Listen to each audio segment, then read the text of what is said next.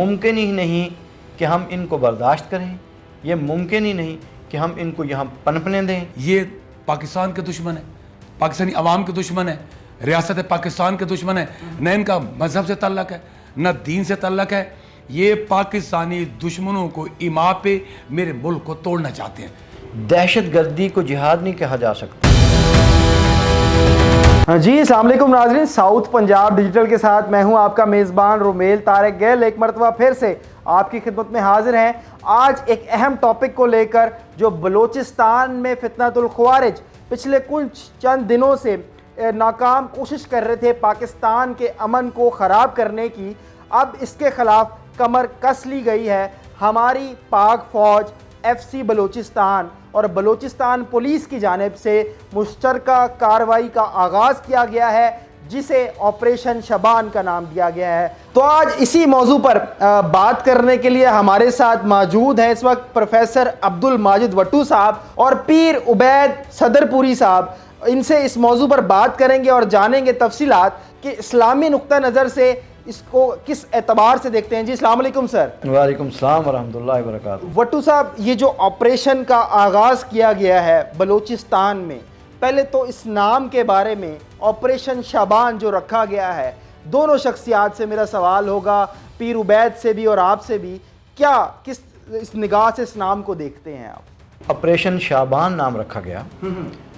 آپ تھوڑا سا پیچھے اگر دیکھیں، جب سے ہمارے فیلڈ مارشل صاحب حافظ قرآن ہیں جی تو نام بھی قرآن سے ہی آ رہے ہیں اور شرعی نام آ رہے ہیں۔ سبحان اللہ۔ بہت خوب۔ اگر آپ کہیں کہ شابان اب نام رکھا گیا تو اس کا کیا مطلب ہو سکتا ہے؟ اس کی بڑی گہرائی ہے کہ شابان کو اگر لیں باعتبار معنی کے تو اس کے معنی ہوتا ہے پھیلا ہونا، بکھرا ہونا۔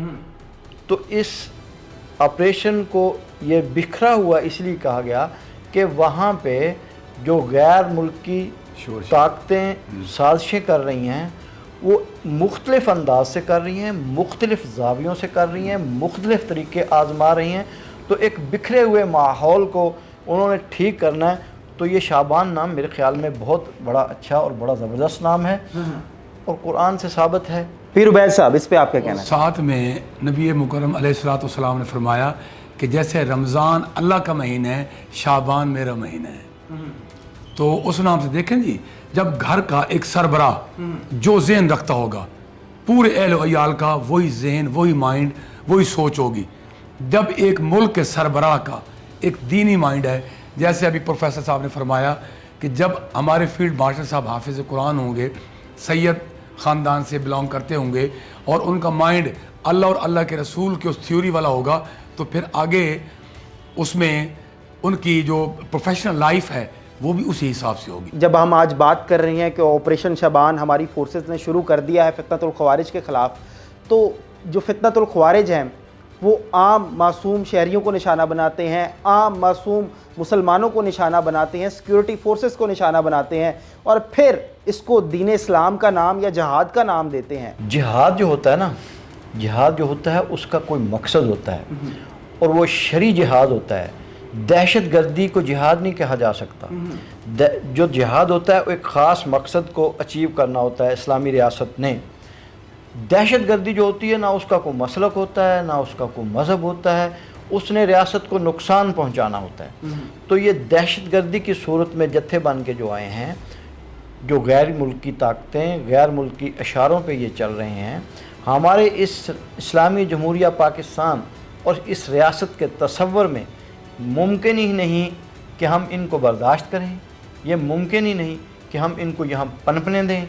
ہمیشہ سے ہماری تاریخ بھی یہی ہے کہ نظریاتی حدود کے محافظ علماء اکرام ہمیشہ جب ان کو ضرورت پڑی تو جغرافیائی حدود کے جو محافظ ہیں، جو ہماری فورسز ہیں، جو ہماری آرمی ہے، تو علماء ہمیشہ ان کی پشت پہ کھڑے ہوتے ہیں۔ تو اس وقت بھی صورتحال یہ ہے کہ اگر خوارج یہاں آ کے وہ کسی بھی ہمارے دشمن ملک عناصر کی اشاروں پہ یا ان کے کہنے پہ یہاں پہ جو بھی سازش کریں گے تو ہم ان کو سیسا پلائی دیوار ہی ملیں گے اور ہم ایک ملیں گے۔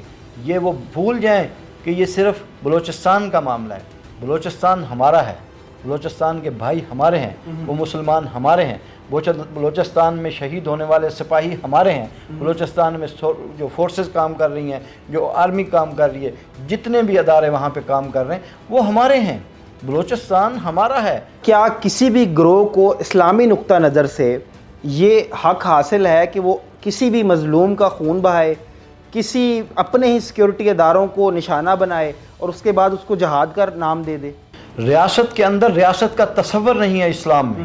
ریاست کے اندر آ کے جو بھی ریاست قائم کرے گا، اسلامی ریاست کے اندر خاص کر جو کہ اپنی ریاست قائم کرنا چاہے گا، اس کا کوئی تصور نہیں ہے۔ اس کو کبھی بھی حکومت آگے نہ بڑھنے دے گی، نہ بڑھنا اس کا جائز، اور حکومت کو اس کا دفاع کرنا یہ ضروری ہے۔ اسلامی حکومت کو اس کا دفاع کرنا ضروری ہے، عوام کو ان کے ساتھ کھڑا ہونا ضروری ہے۔ عوام کو چاہیے کہ جہاں جس حد تک ہو اپنے اداروں کو مضبوط کریں اور دشمن کو بتا دیں کہ ہم ہر حوالے سے ایک ہیں، ہم نہ لسانیات کے حوالے سے ہم علیحدہ ہیں، نہ علاقائی حوالے سے ہم علیحدہ ہیں، نہ ہم زبانوں کے حوالے سے علیحدہ ہیں، نہ ہم صوبوں کے حوالے سے علیحدہ ہیں۔ اور اس کو دین کا لبادہ اڑا رہے ہیں۔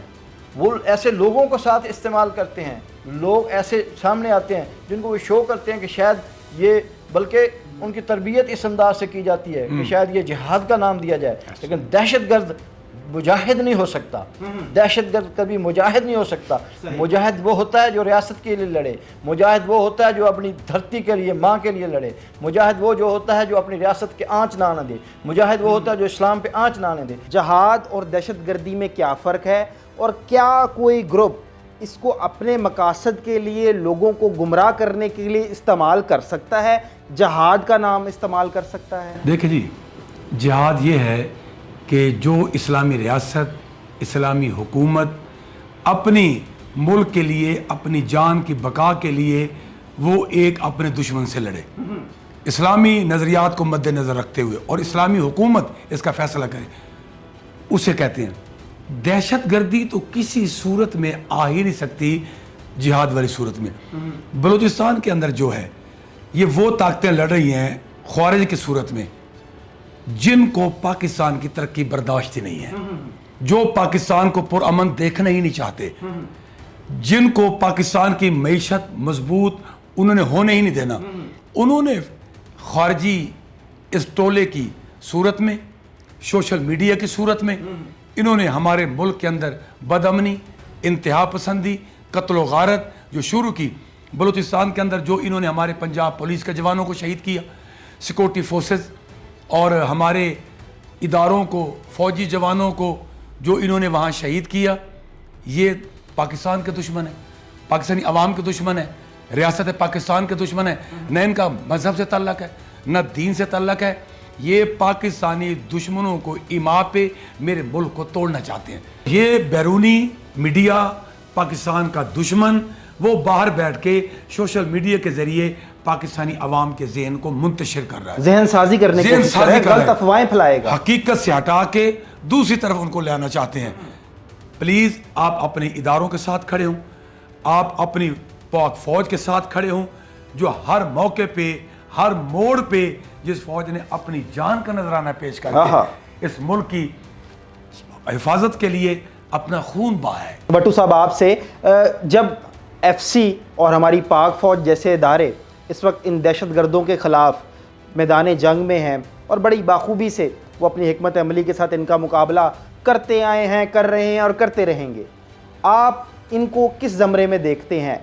دیکھو، اس وقت جو پوزیشن ہے نا، اس وقت تو کہ ہم نے اٹیک نہیں کیا کسی پہ، ہم نے کسی کے اوپر اٹیک نہیں کیا، دفاع کا ہمیں پورا حق ہے۔ اگر عالمی طاقتیں، یہ دنیا یہ کہے، ہمیں اس بارے میں کوئی بات کرے، تو ہمیں حق ہے، ہم نے کسی کے اوپر جا کے کسی ملک کے اوپر حملہ نہیں کیا، کسی کو نہیں کیا، ہم اپنی ریاست میں جو آ کے خوارج آ کے شرارت کریں، ان دفاع کرنا ہمارا پورا حق ہے۔ اس وقت ہماری فورسز، ہمارے نوجوان اور ہمارے ادارے جو اپنی جانوں کو ہتھیلی پہ رکھ کے پھرتے ہیں، یہ کس لیے؟ یہ جہاد ہے، یہ دفاعی جہاد ہے، اور یہ اپنے ریاست کو پرامن رکھنے کے لیے کوشش ہے۔ وہ کوشش ہے جس کا درس ہمیں اسلام نے دیا، یہ وہ کوشش ہے جس کا درس ہمارے ریاست کے نظام نے دیا۔ تو اس دفاع کا ہمیں پورا حق ہے، اور اس دفاع میں پوری قوم اپنے اداروں کے ساتھ کھڑی ہے۔ کوئی بھی موجودہ حکومت اس طرح کے جو معاملات ہوتے ہیں جس طرح سے ابھی ہمیں درپیش ہیں، کیا تاریخ میں یا اسلامی نقطہ نظر سے یا اسلامی تاریخ میں بھی ایسے واقعات تھے جن سے نمٹا گیا؟ اگر تھے تو کوئی نہ کوئی مثالیں پیش کر دیں پلیز۔ اس کے لیے بہترین مثال ہے سیدنا صدیق اکبر رضی اللہ عنہ کے دور، جو اسلامی ریاست کا خلافت کے اعتبار سے پہلا دور، رسول اللہ صلی اللہ علیہ وسلم کے بعد فوری پہلی خلافت کا دور ہے۔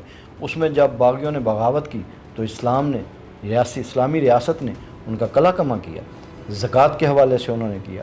پھر جنگ نہروان ہے، جنگ یمامہ ہے، یہ جنگ یمامہ اور جنگ نہروان جو ہے ان کیونکہ ٹائم نہیں اس کی تفصیل بیانی، یہ مثالیں ہیں ایسی کہ جس میں دہشت گردوں نے جب شرارتیں کی، اندر سے ہی قوم نے جب شرارتیں کی، کچھ باغیوں نے بغاوتیں کی، یہ ریاست کے اندر رہتے ہوئے جو لوگ اٹھتے ہیں انہیں باغی کہا جاتا ہے اور وہ بغاوت ہوتی ہے، اور شریعت نے ہمیشہ باغیوں کے سر کچلے ہیں اور اس کی تاریخ اسلام میں مثالیں ہیں۔ بے شک سر، پیر صاحب، ریاست اسلامی کے خلاف آنے والا کوئی بھی شر پسند ٹولہ انہیں باغی کہا جاتا ہے، اور حکومت وقت کا ان کی سرکوبی کرنا انتہائی ضروری ہوتا ہے۔ اسلامی تاریخ میں بھی سر جیسے سر نے مثال دی ہے، ہزاروں مثالیں، صحیح، چاہے وہ بغاوت ختم نبوت کے حوالے سے آئی، وہ بغاوت چاہے اسلامی سلطنت کے آئین کی پاسداری کو روکنے کے لیے بھی آئی، وہ کسی بھی حوالے، چاہے وہ خلفائے راشدین ہوں، وہ ہمارے سلاطین اسلامی ہوں، جتنے بھی اسلامی قیادتیں آئیں ان کے مقابلے میں کسی رنگ میں، چاہے وہ ابو جہل کی صورت میں، عبداللہ ابن سبائی کے ٹولے میں، کسی بھی رنگ میں آئی، حکومت وقت نے ان کو ٹھکانے لگایا۔ جیسے آج بلوچستان میں شرپسندوں کو، فتنۃ الخوارج کو، چاہے وہ را کے ایجنٹ ہوں، کسی بھی یہود و حنود اور اسلام اور پاکستان مخالف قوتوں کے اعلی کار ہوں، ان کو ٹھکانے لگانا یہ حکومت وقت کا اولین فرض ہے۔ کیا بلوچستان میں اور ملک بھر میں امن و امان قائم کرنے کے لیے علماء اکرام کو کیا کردار ادا کرنا چاہیے؟ آپ کیا اپیل کرنا چاہیے؟ علماء اکرام کو چاہیے کہ ممبر و محراب سے یہ آواز اٹھائیں، اپنے جمعے کے خطبات سے آواز اٹھائیں، اپنے کے جمعے کے خطبات میں جو عوام ہیں ان کو حقیقت بتائیں۔ جو صرف سوشل میڈیا سن کے نوجوان نسل کیا سمجھ رہی ہے، وہ ممبر و محراب کا استعمال کریں۔ ممبر و محراب ایک ایسی طاقت ہے کہ ممبر و محراب سے اٹھنے والی آواز ایک مضبوط اور مثبت آواز ہوتی ہے، تو علماء اکرام اس میں انشاءاللہ اپنا پورا کردار ادا کریں گے اور کر رہے ہیں۔ عوام پاکستان چونکہ ان معاملات میں جتنا ممبر و محراب کو فالو کرتے ہیں، کسی اور دوسرے کی بات کو وہ اتنا احترام سے نہیں لیتے۔ آج وقت ہے کہ علماء جس طرح پاکستان بننے میں تحریکیں چلیں، علماء نے اپنا کردار ادا کیا۔ علماء کا قیام پاکستان میں ایک بہت بڑا کردار ہے، ان کی قربانی ہے۔ آج ہمارے علماء اپنے اکابرین سلف صالحین کے طرز پہ چلتے ہوئے اپنے جمعہ کے اجتماعات میں، دوسرے اپنے دینی اور مذہبی پروگرام میں، اسی ممبر اسی محراب سے اپنے عوام کو ایک تو پاک فوج کا شاندار اور جرأت مندانہ کردار بتائیں، پاک فوج کی قربانیوں کو اجاگر کیا جائے۔ بہت بہت شکریہ آپ دونوں معزز شخصیات کا کہ آپ نے ساؤتھ پنجاب ڈیجیٹل کو ایک مرتبہ پھر سے اپنا قیمتی ٹائم دیا۔ جی بالکل ناظرین، آپ نے دونوں معززین شخصیات کی گفتگو سنی اور انہوں نے باخوبی آپریشن شبان کے متعلق اسلامی نقطہ نظر بیان کیا۔ اسی کے ساتھ جی اپنے میزبان رومیل طارق گل کو دیجیے اجازت۔ اللہ نگہبان۔